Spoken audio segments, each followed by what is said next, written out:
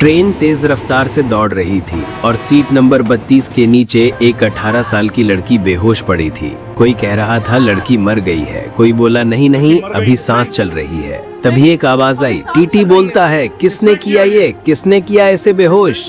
तभी डिब्बे में सन्नाटा छा गया। सबकी निगाहें एक तरफ मुड़ी जहां 3 लोग बैठे थे, एक आदमी, एक औरत और एक नौजवान। और उनकी आंखों में डर नहीं, ठंडापन था। यही वो पल था जब एक ट्रेन का टिकट चेक करने वाला आदमी इंसानियत की जंग लड़ने वाला था और एक लड़की की किस्मत जिंदगी और मौत के बीच फंस चुकी थी। कहानी यहीं से शुरू होती है। मिर्जापुर का स्टेशन, बारिश की बूंदें और प्लेटफॉर्म पर खड़ी है वही लड़की राधिका, जिसके सपने बहुत बड़े थे और जेब में बस थोड़े से रुपए। माँ बोलती है बेटी शहर बड़ा है और वहाँ के लोग तेरे जैसे नहीं होते। लड़की बोलती है माँ मैं डरती नहीं, काम करने जा रही हूँ। माँ बोलती है काम करना आसान है, सच्चा रहना मुश्किल। याद रखना बेटी, जब भी डर लगे खुद पर भरोसा रखना। लड़की धीरे से मुस्कुराती है और कहती है आप रो क्यों रही हैं माँ। माँ बोलती है क्योंकि बेटियां जब घर छोड़ती हैं तो दीवारें भी अकेली हो जाती हैं। ट्रेन की सीटी बजती है, हवा में उसकी गूंज फैलती है। राधिका ट्रेन में चढ़ती है, माँ की आंखों से आंसू बहते हैं और वो कहती है हर सफर में खुदा नहीं होता, पर कोई ना कोई फरिश्ता जरूर होता है। ट्रेन चली और शुरू हुआ एक सफर जो सपनों का नहीं डर का था। ट्रेन में सामने बैठे थे 3 अजनबी, सीमा, नीरज और कंवल। सभ्य कपड़े, मीठी बातें, लेकिन निगाहों में शिकारी जैसी चाल। महिला बोलती है कहाँ जा रही हो बेटी। लड़की बोलती है मुंबई, जॉब के लिए। नीरज बोलता है बहुत अच्छा, हम भी मुंबई जा रहे हैं, हमारा एनजीओ है, गरीब लड़कियों की मदद करते हैं। कमल बोलता है अकेले रहना मुश्किल होता है, हमारे साथ रह सकती हो। लड़की बोलती है सच में आप लोग बहुत अच्छे हैं।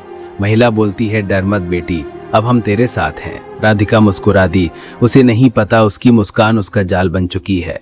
रात के 2 बजे टीटी अशोक तिवारी डिब्बे में आता है। टिकट दिखाओ भाई, कहीं बिना टिकट जिंदगी की लाइन मत पकड़ लेना। सब हंसते हैं। लड़की टिकट देती है। टीटी बोलता है पहली बार सफर कर रही हो। लड़की बोलती है जी हाँ। टीटी बोलता है शहर बड़ा है बेटी, भरोसा छोटा रखना। वो तीनों के टिकट देखता है। अब नोटिस करता है तीनों में एक ही मोबाइल नंबर। टीटी बोलता है 3 टिकट 1 नंबर, कुछ तो गड़बड़ है। वो नोट बना लेता है। ट्रेन की लाइट झिलमिलाती है और उसी लाइट के बीच खेला जाने वाला था एक डरावना खेल। सीमा बोलती है राधिका बेटा थक गई होगी, ये जूस पी ले। लड़की बोलती है धन्यवाद आंटी। वो जूस पीती है और कुछ ही पलों में उसकी आंखें भारी होने लगती हैं। लड़की बोलती है मुझे नींद आ रही है। महिला बोलती है सो जा बेटी, मुंबई पहुंचते ही सब बदल जाएगा। और वो गिर पड़ती है सीट के नीचे।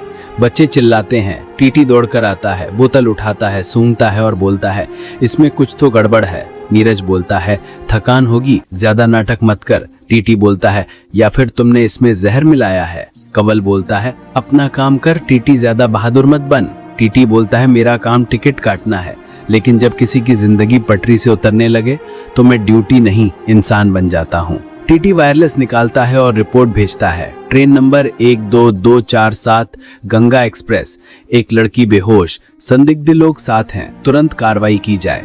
गिरोह को शक हो जाता है, वो टीटी को पकड़ लेते हैं। नीरज बोलता है बहुत हीरो बन रहा था, अब देखा हीरोपन। टीटी बोलता है हीरो नहीं हो, बस इंसान हो। सीमा बोलती है हम डॉक्टर हैं, पाप नहीं कर रहे, लोगों की जरूरत पूरी कर रहे हैं। टीटी बोलता है गरीबों की किडनी चुराकर यही तुम्हारा इलाज है। नीरज बोलता है तू नहीं समझेगा, ये धंधा बहुत बड़ा है। उसी वक्त एक फोन बजता है। डीएम आर्या मिश्रा अपने ऑफिस में है। रात के 2 बजे वो थकी हैं, पर आवाज में सख्ती है। डीएम बोलती है हाँ बोलो कौन।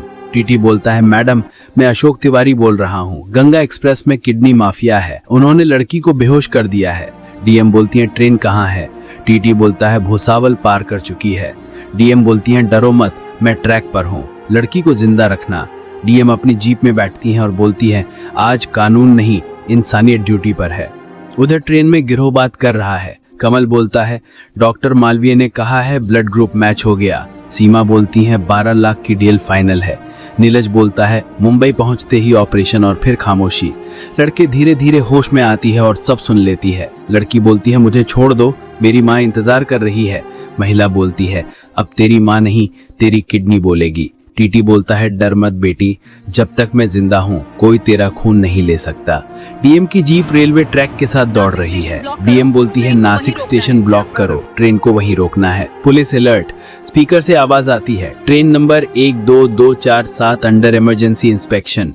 ट्रेन रुकने लगती है। डीएम स्टेशन पहुंचती है। डीएम बोलती है किसी को गोली चलाने की जरूरत नहीं, लड़की पहले बचनी चाहिए।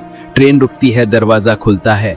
गिरोह लड़की को खींचकर नीचे लाता है। गुंडा बोलता है कोई आगे आया तो लड़की मर जाएगी। डीएम बोलती है बेटी आंखें बंद मत करना। टीटी बोलता है बारी है इंसानियत की। वो पीछे से दौड़ता है और लोहे की रॉड से वार करता है। गिरोह गिरता है, लड़की आजाद होती है। पब्लिक चिल्लाती है जय हिंद, पुलिस जिंदाबाद। डीएम दौड़कर राधिका को थामती हैं। डीएम बोलती हैं बेटा अब तो सुरक्षित है। राधिका रोते हुए कहती हैं आप कौन हैं? डीएम बोलती हैं मैं भी किसी की बेटी हूँ जिसने तय किया है कोई और बेटी अब यूं नहीं रोएगी। गिरोह पकड़ा जाता है। मुंबई में हॉस्पिटल पर छापा पड़ता है। डीएम बोलती हैं डॉक्टर मालवीय तू डॉक्टर नहीं कसाई है। डॉक्टर बोलता है गरीब खुद अंग बेचते हैं, मैंने सिर्फ खरीदार दिया। डीएम बोलती हैं अब देख कानून कैसे इंसानियत की कीमत वसूलता है। अगले दिन अस्पताल में राधिका जागती है। माँ उसके पास बैठी है। टीटी और डीएम दोनों खड़े हैं। माँ बोलती है भगवान नहीं आया लेकिन दो इंसान भगवान बनकर आए। लड़की बोलती है मुझे डर नहीं लगता माँ, क्योंकि मैंने देखा है अंधेरे में भी कुछ लोग रोशनी बन जाते हैं।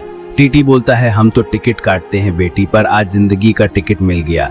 डीएम बोलती हैं जब इंसानियत ड्यूटी बन जाए तो भगवान को आने की जरूरत नहीं होती। राधिका खिड़की से वही ट्रेन देखती है जो उसकी जिंदगी बदल कर गई थी। लड़की बोलती है माँ सही कहती थी, हर सफर में खुदा नहीं होता पर कोई ना कोई फरिश्ता जरूर होता है। दोस्तों कहानी पसंद आई हो तो कमेंट करें। ये कहानी सिर्फ सीख लेने के उद्देश्य से बनाई गई है।